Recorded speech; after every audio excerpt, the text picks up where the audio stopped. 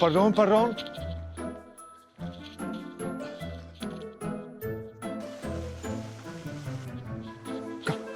Kámo, to je Daniel Kotula. Zdravím tě, kanceláře Kotula.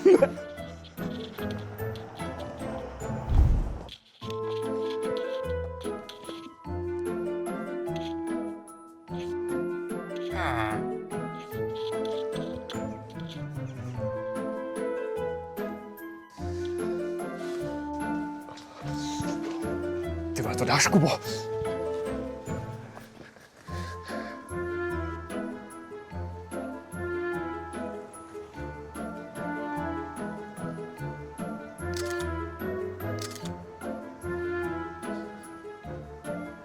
Tohle já hledám. No, a já hledám vás. Já jsem váš největší fanoušek. Tak to je všechno naprosto správně.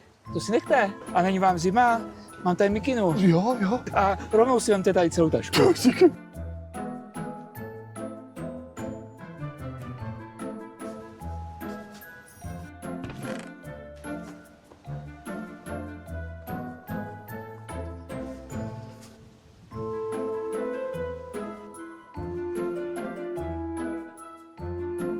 Wow,